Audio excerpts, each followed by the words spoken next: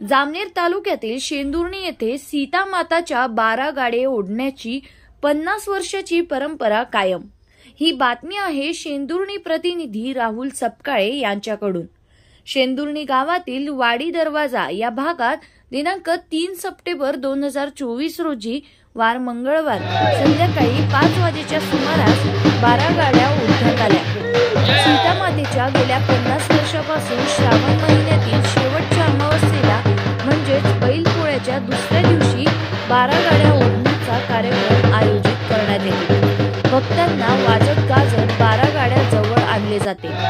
या 12 गाड्या सासूसुनेची बारोपासून तर हनुमान मंदिरापर्यंत वाजत गाजत मोठ्या आनंदाने ओढण्यात येतात। या कार्यक्रमामध्ये शेंदुर्णी गावातील माजी नगराध्यक्ष याचे पती अमृत बापू खलसे, कडुबा माळी सामाजिक कार्यकर्ते पप्पू गायकवाड, माजी नगरसेवक शंकर बारी, माजी नगरसेवक शंकर पाटील, सामाजिक कार्यकर्ते संदीप भाऊ बारी, शिवसेना शाखा प्रमुख भागवत सपकाळे, सामाजिक कार्यकर्ते बालाजी टेलर, अनिल फुसे, आकाश पाटील, जीवन सोनार, गौतम घोडेस्वार, रणवीर नन्नवरे, उत्तम घोडेस्वार, आकाश निकम, अनिल नन्नवरे, सुरेश घोडेस्वार, विजय सपकाळे, संजय निकम, भैया घोडेस्वार, अर्जुन निकम, पहूर पोलीस स्टेशनचे कर्मचारी व गावातील सर्व जाती धर्माचे लोक या ठिकाणी हजारोच्या संख्येने उपस्थित राहतात।